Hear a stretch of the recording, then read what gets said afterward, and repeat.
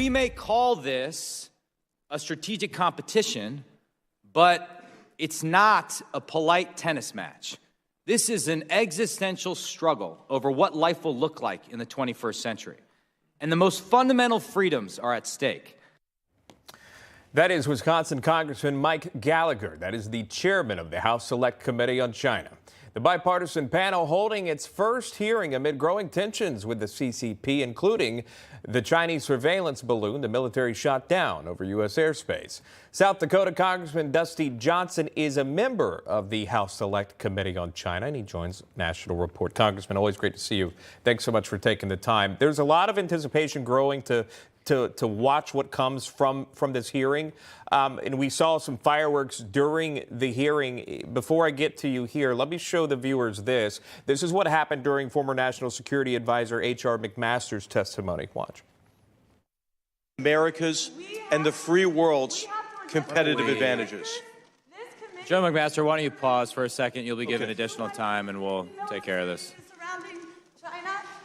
Can help the United States. It's about saber rattling. It's not about peace. We need cooperation. Your sign is upside down. It's the biggest threat to this country and the world. Your sign is upside down, so the message was received not so well, at least in that moment. Clearly, a lot of folks coming, voicing their support. What were some of the key highlights for you in that hearing? Well, I would start by noting that had those protesters done that in China, they would be in shackles for months and perhaps years, and there would be a chance that their families would be punished for that degree of First Amendment exercise. In general, the hearing did not have that level of fireworks. What it did have is remarkable facts brought forth about the fact that the Chinese Communist Party is a bigger threat to America than even the Soviet Union was. And you don't need to take my word for it. We had General McMaster say that. We had Matt Pottinger say that.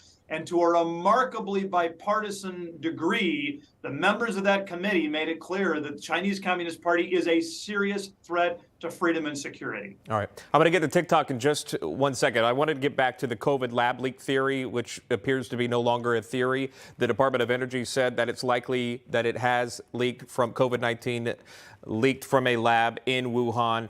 FBI Director Chris Wray echoing that sentiment as well. How does that play into these hearings?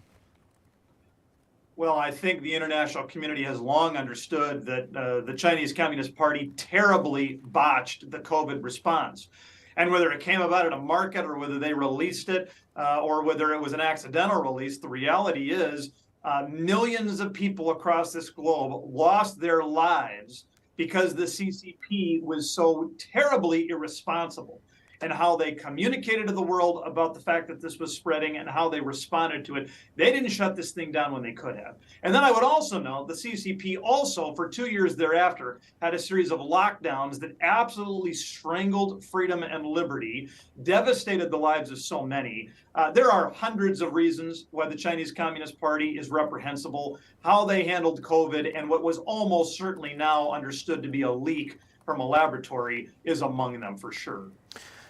Also this, TikTok. The committee addressing TikTok's ties to China, but today TikTok announcing something of a new safety feature, at least. Accounts now for users under the age of 18 years old will automatically be set to a 60-minute daily screen time limit.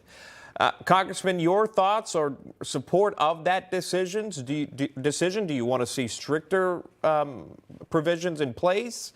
Do you want to see TikTok gone from Americans altogether, and why? I guess it's fine, but it's largely a nothing burger. For those users under 18, there are already parental controls. I mean, I have it on the phones of my children. There's only certain social media apps they can access and only for certain amounts of time.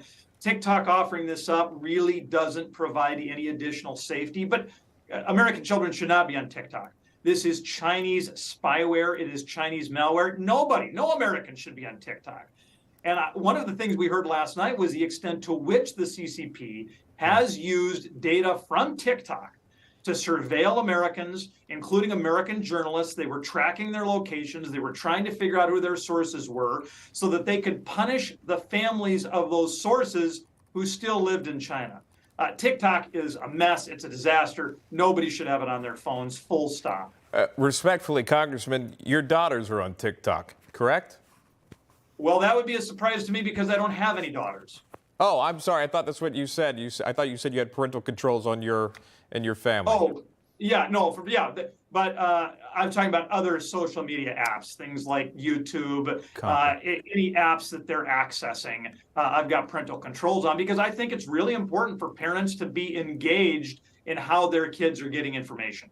And so they're sons, 3 sons. 3 sons. Okay, there we go. I appreciate you clearing that up. Final question for you on this as well, Congressman, and this has got a lot of folks talking, especially congressional leaders as well. DirecTV's decision to drop Newsmax. How has this affected constituents in your state of South Dakota? We've spoken to Senator Ted Cruz about this. There are several members of the House, the Senate that are unhappy about this. There's a lot of talk about potential hearings of DirecTV, AT&T potentially targeting conservative-leaning networks, outlets. What are your thoughts on that? Well, there's actually a tie-in here to the Chinese Communist Party. That government understands how powerful news is, and they don't want the citizens of China to have access to a diverse set of news voices. You get one carefully curated set of news that the government has signed off on. Now, in this country, thank goodness, we have a robust and diverse set of views represented among news stations. Newsmax is a critically important part of that landscape. Because if you all weren't accessible and available, that diversity would go down kind of a lot because Newsmax has an incredibly valuable perspective that is right of center, that is not well represented elsewhere.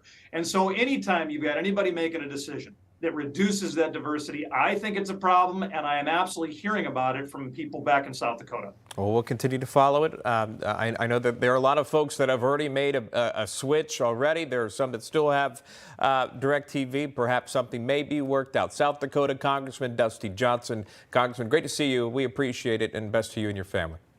Thank you.